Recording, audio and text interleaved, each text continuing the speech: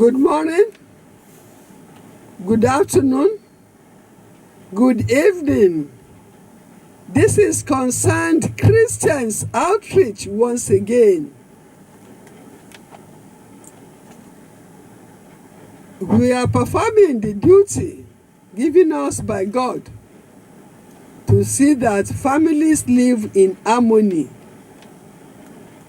In pursuance of this, last week we consider somebody who might be regarded as a burden in marriage, and that person is the mother-in-law. I am a mother-in-law. How far am I a burden in the matrimonial life of my children? That is for me to answer and for God to judge. Now, we told you the difference. We said there is a umbilical cord that ties the mother to the child, and that allows strong love to develop among them. So a natural mother is different from a mother who adopts a child. A mother-in-law must not expect to be treated, to be given the same treatment as the natural mother of her daughter-in-law. The biblical cord is there, which is working wonders. Now, today,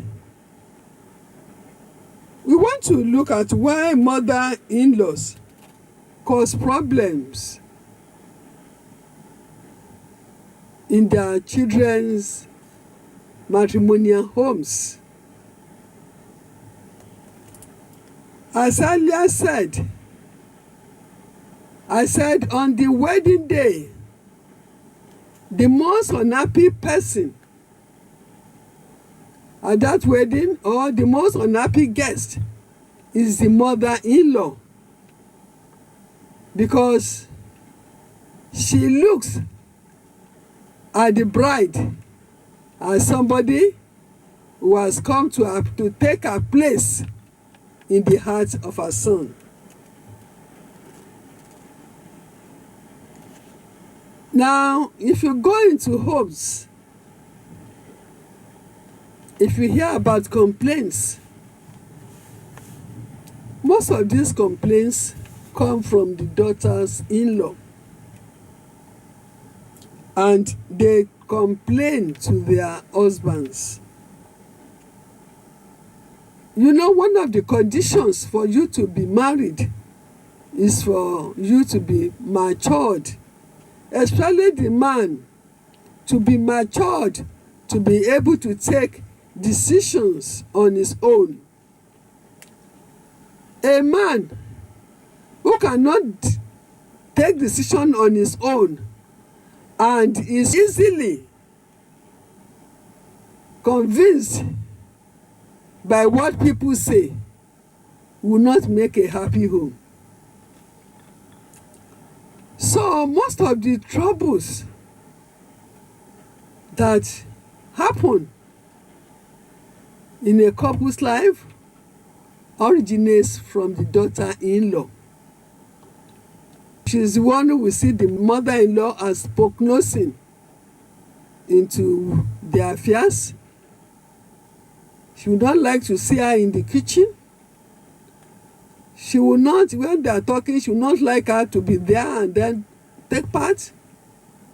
She will always be finding one reason or the other to complain to her husband. But the mother-in-laws too, they are too pushy.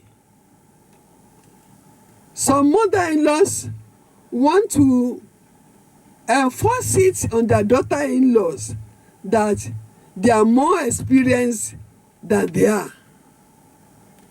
During our own time, this is what we used to do. You don't know anything, let me teach you how to do it. Then the daughter-in-law will tell her that she's an old school. She belongs to modern age. You see the problem? So if your mother-in-law is too pushy, wanting to assert her views, wanting to assert the way she do things on the daughter-in-law, there is going to be trouble. And if she has too much influence on the son, there is going to be trouble. No daughter-in-law will tolerate seeing her mother-in-law and the son always in the room talking together and excluding her from the discussion. She will have complaints from that discussion, even though she was not taking part and she does not know what they were discussing. The mothers-in-law are oftentimes disrespectful to their daughters-in-law. Mothers-in-law, some are too pushy. They are too pushy, as earlier said. They want to enforce their views on their daughters-in-law. They want to enforce what they do, what they used to do on daughters-in-law. This one will not tolerate it. And then, while the mother is very pushy, the daughter-in-law will regard her as an old school, while she belongs to the new generation. Mothers-in-law, we have to be very careful. Then at times, mothers-in-law are very disrespectful of their daughters-in-law.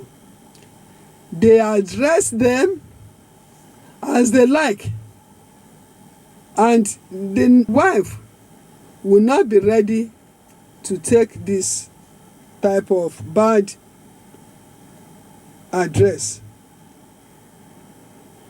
And therefore, they cross boundaries and there is trouble.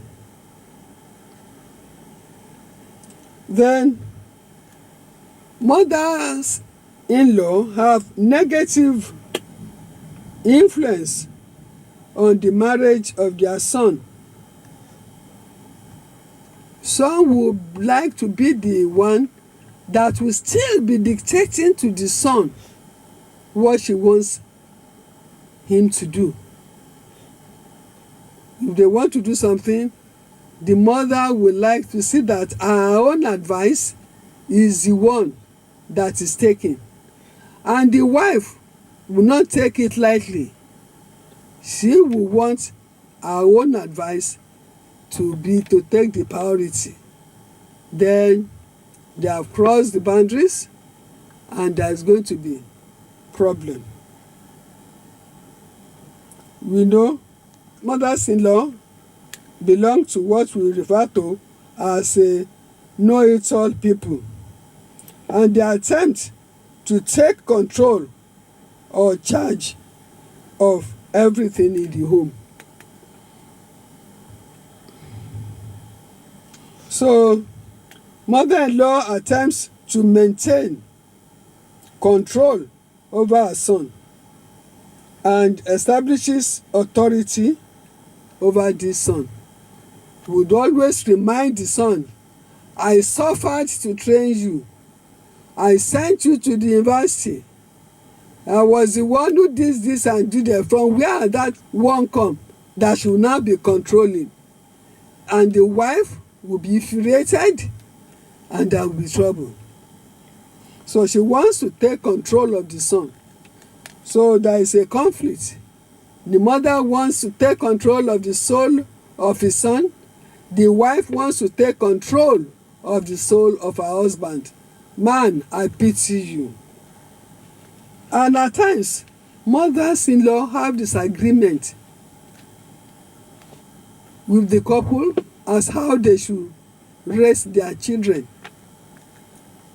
If this couple says they want to raise their children in this way, the mother-in-law will say, no, when we were raising you, this is what we used to do. And she would like to force her own method on the couple, and trouble will arise. So, mothers-in-law,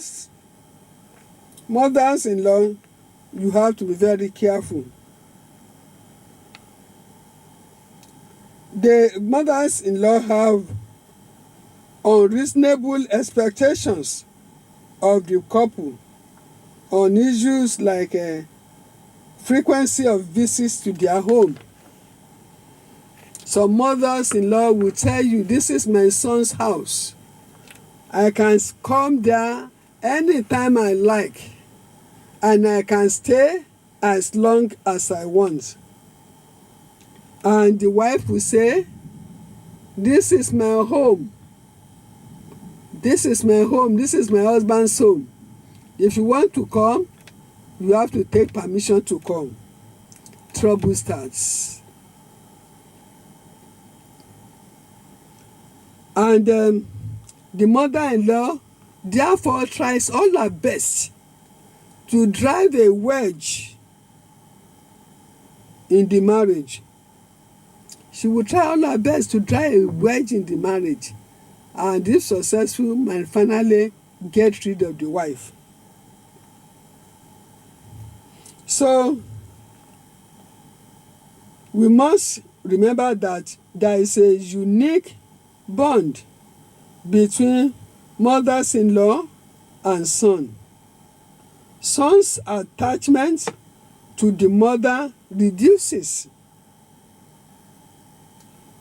as he becomes older. So there is a chance of the son becoming violent to the mother as he grows. He learns the truth of love from the mother. You can see why the son is seriously attached to the mother. It is the mother that teaches him how to love.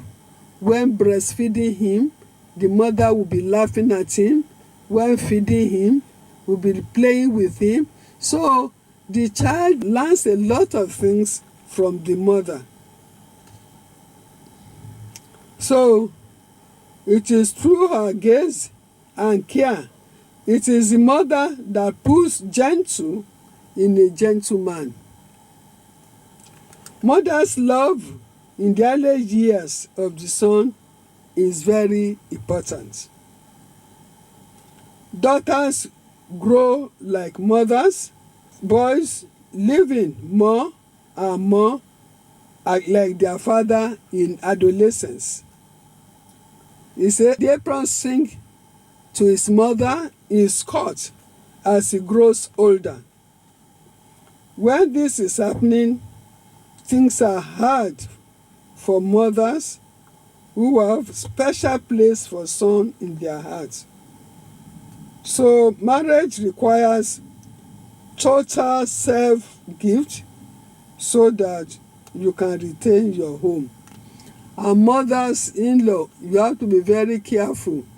You have to find a midway to be at peace with your daughters-in-law, because you are going to lose in the end.